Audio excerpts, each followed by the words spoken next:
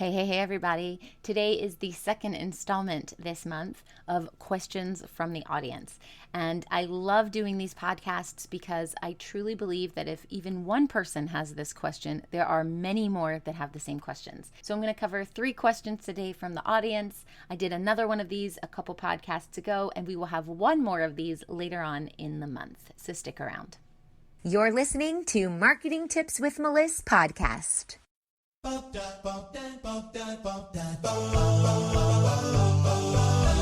Welcome to Marketing Tips with Meliss podcast. And now your host, Meliss Jakubovic. All right, our first question is, how do I set myself apart from the oversaturated life coaching industry? I'm a great life coach, but I'm not great at marketing myself. And I realize it's necessary, but I honestly don't want to be great at social media. I just want to be great at life coaching my clients. Oh my gosh, I love this question so much, and I get it all the time.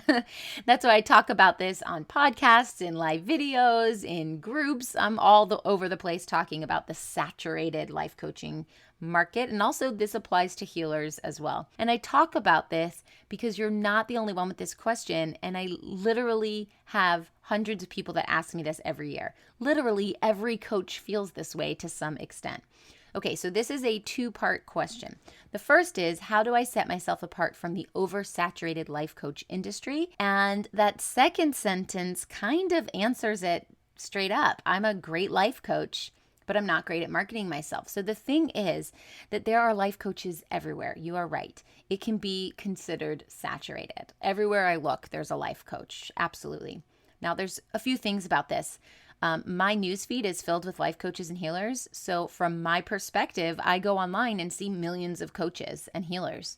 But if you think about other people's Facebook newsfeeds who don't follow coaches and healers, they don't have them everywhere. So that saturated market is kind of like you feel what you see. And what you see is just what you see and not what other people see, because you get to decide who is your friend on Facebook and what you're going to see in your newsfeed.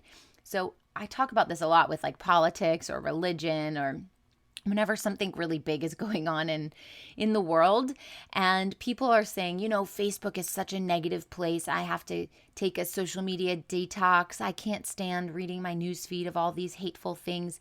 And that is truly not my experience. I am very intentional with who becomes my Facebook friend so that I get to pick and choose what I want to see on my newsfeed. And so when I sign into Facebook every morning, I see inspiration, I see motivation, I see positivity, I see law of attraction quotes and people talking about scripting and, crystals and chakras, and that is what I want to wake up to. So I actually have a very different perspective, a different experience. My Facebook feed is filled with positivity and hearts and rainbows, and other people's are filled with hatred. So you get to control that. So if you feel that the industry is saturated, it could just be that you have a lot of the same type of people on your Facebook feed and it appears to be saturated. Now, there are health coaches everywhere. There are life coaches everywhere. There are healers everywhere. But there are 2.6 billion with a B, users on Facebook from across the world. And that's just one platform. And there's LinkedIn, and there's Instagram, and there's Snapchat, and there's TikTok, and there's everything, right? There's a million different platforms. And they all have millions and billions of users. So how many people do you really need to get in front of? How many people do you need to get in your program? 4? Do you need 4 people in your program? Do you need 10 people in your program?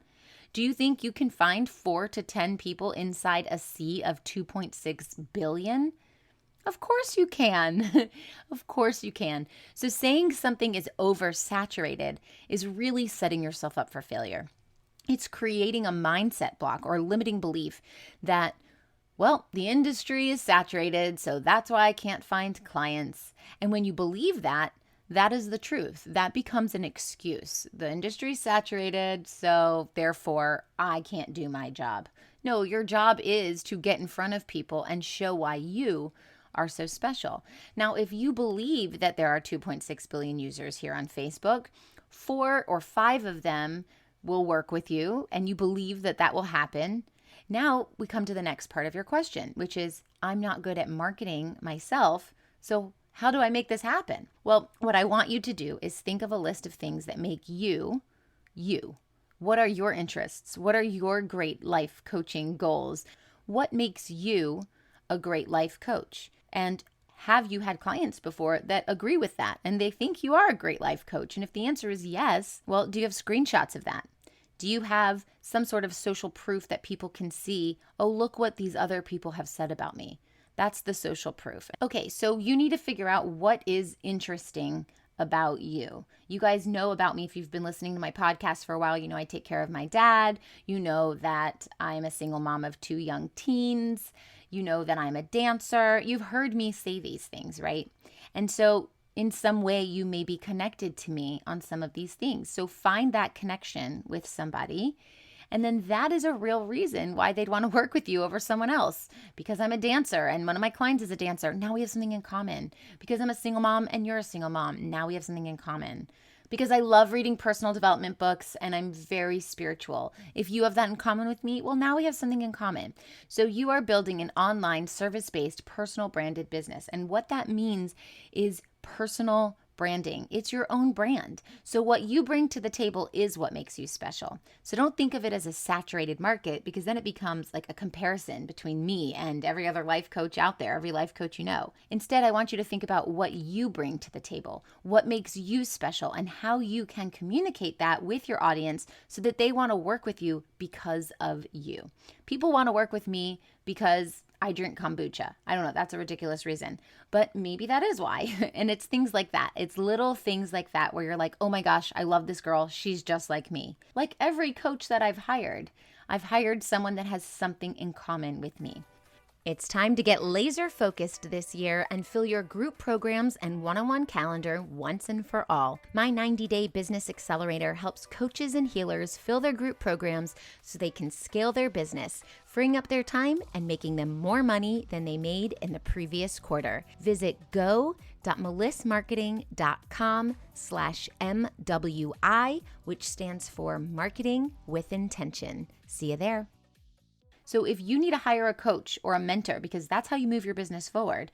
I mean, I've been doing that since I started my business, and my coach has a lot in common with me. We're both theater majors. I mean, that's not the biggest thing in the world, but one of my majors is theater, and we have a lot in common there. And it's not like I'm only hiring coaches that are a theater major. So that's not like the deciding factor, but that is something that we have in common, and we're able to have conversations about it, and we're able to be like, get on a friendly level about that from the beginning. So if you have a solution to someone's problem and they get along with you and they relate to you, that's relatable, that becomes a no-brainer situation. They are going to pick you as their coach. Now, if they don't get along with you, they're going to pick with someone else, right? You're not going to want to be coached by someone that, you know, their voice annoys you, or you just don't agree with them, or you just don't get along, you don't have anything in common. So that's a no-brainer. They're not going to pick you. But if you have something in common and you're friendly and you have that solution to their problem, then they are going to pick you. And you've got to be authentic and you got to show the real things. You know, I post pictures all the time on my Facebook page of like dirty dishes in the sink that I have hours to spend cleaning, or I post pictures of clean, unfolded laundry, and everyone can relate to that. We all have things on our plate we have to take care of. Every woman in the world can relate to that. And if not, they'd be like, why is she showing off her laundry? And they'd unfriend me. And that's fine too, because you are going to be a fit for certain people and you are not going to be a fit for other people. The point is, you're building a personal brand. So your content has to be personal. So start building your relationships with people. Those are the conversation starters that you have something in common with, and it's not a saturated market. I have a full-blown business helping coaches and healers grow their business. If it were a saturated market, there would be hundreds of coaches with no clients that weren't able to get in my program and learn how to do things.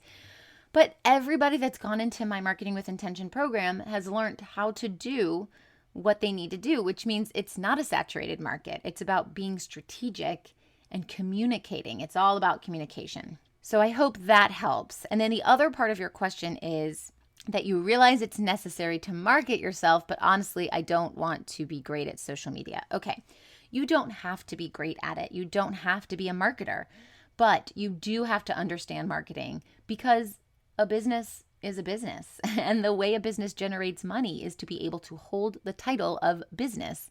That is sales and marketing. In fact, it's 75% to 80% of what you should be doing, sales and marketing. And that number scares people sometimes, but you need to get clients. And if you don't have clients, you need to market yourself to get the clients. So you just have to do it. It's part of building a business.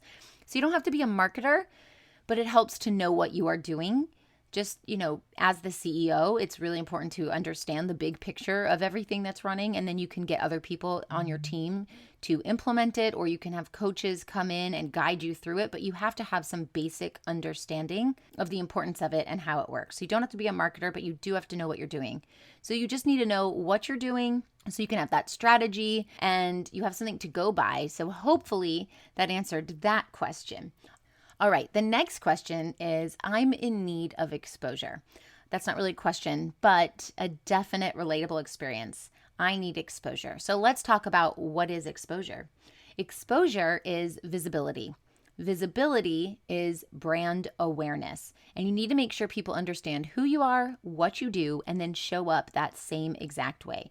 Your brand is your logo, right? Your brand are the colors that you use in your fonts. Like I use purple and red. Your brand are the fonts that you use, what they actually look like. Which fonts do you use? Your brand is you because you are building a personal brand. So your brand is also your face. So to get exposure, use your face. Use your face on Facebook. Use your face on your profile picture, not your logo. Use your face, show up online on live videos, things like that. Just always think in the back of my head, am I using my face? How can I use my face more? And make sure that you're showing up where your audience is hanging out.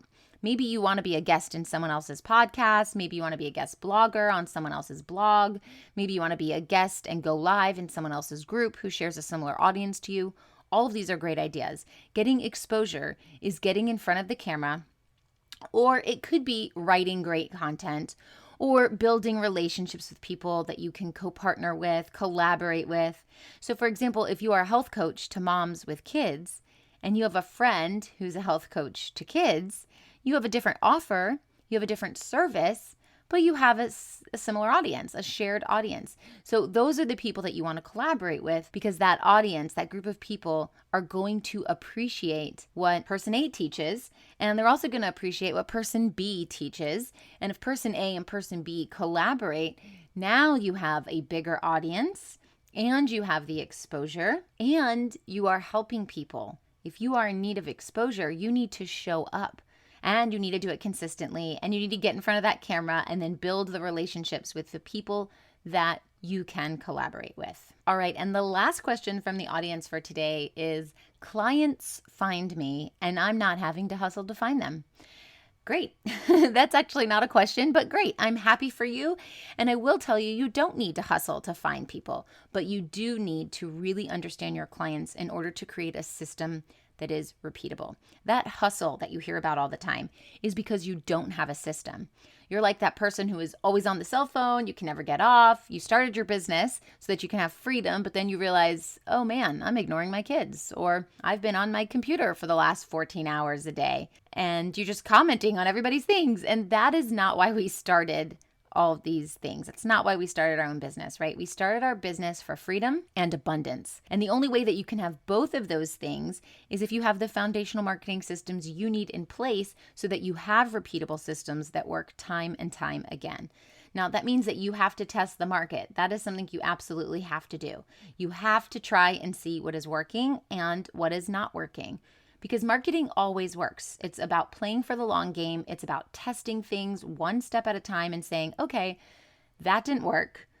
Let's change some things here and see if it doesn't work again, or see if it does work this time. And if that doesn't work, you change another thing. And then you see, does this work or does this not work? And you try to tweak things along the way, one variable at a time. So you actually have good data to go off of and you know what to do. And if it does work, you're like, wow, I found the formula. It works. So once you have the formula in place and it's working, then yes, clients will find you and there is no hustle. And there is no hustle in building out these systems.